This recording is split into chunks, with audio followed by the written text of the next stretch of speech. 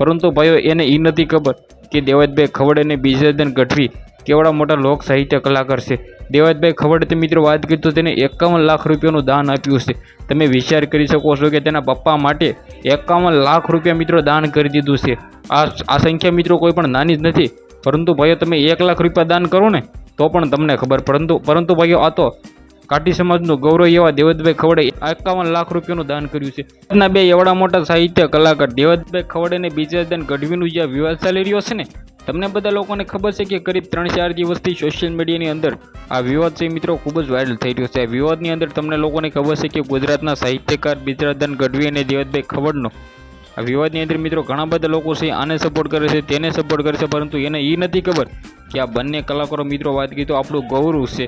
કારણ કે તે બંને કલાકારો મિત્રો વાત કરી તો એટલા બધા સાહિત્ય કલાકાર છે, પરંતુ મિત્રો ક્યાંક ને ક્યાંક આ વિવાદ ચાલી રહ્યો છે। વિવાદની અંદર અત્યારે સારણ સમાજ અને મિત્રો કાઠી સમાજની બેઠકો પણ થઈ રહી છે। આ બેઠકોની અંદર જલ્દીથી જલ્દી નિર્ણય લેવામાં આવે કે મિત્રો આ બંનેનું સમાધાન કરી દેવામાં આવે, કારણ કે મિત્રો માફી તો કોઈને નથી માંગવાની, પરંતુ ભાઈઓ જો જલ્દીથી સમાધાન થઈ જાય આ મામલો છે અહીં રફા થઈ જાય। કારણ કે મિત્રો સોશિયલ મીડિયાની અંદર બંને તરફથી જવાબો પણ આવી રહ્યા છે। એક બાજુ દેવતભાઈ ખવડ પણ જવાબ આપી રહ્યા છે, તો એક બાજુ મિત્રો બીજાદન ગઢવીએ પણ કહી દીધું છે કે ભાઈ આપણે માફી માંગવાની સાથે જ નથી। દેવતભાઈ ખવડે પણ કહ્યું છે કે જો હું માફી માંગીશ તો આજ પછી મારા બધા જ ડાયરાઓ બંધ। હવે મિત્રો વાત કરી તો માફી શું કામ માંગવી જોઈએ ભાઈ?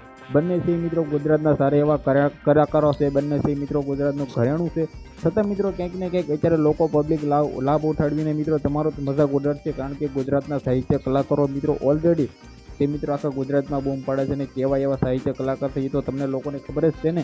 આ બંનેને મિત્રો શીખવનાર ઈશ્વરદાન ગઢવી તમને લોકોને ખબર છે કે બીજાદન ગઢવીના ફાધર। તો મિત્રો ખાસ કરીને સૌથી પહેલાં તો વિડીયોને શેર કરી તમારે શું કહું છો, તમે કોને સપોર્ટ કરો છો એ પણ કમેન્ટ સેક્શનમાં બતાવી દેજો। આજના વિડીયોમાંથી આટલી જ માહિતી, આપણે એક નવા ઇન્ટરેસ્ટિંગ વિડીયો સાથે મળી ગયા સુધી બધા જ લોકોને જય હિન્દ, જય ભારતના વિડીયોને બંને એટલો શેર કરી દેવાનો છે।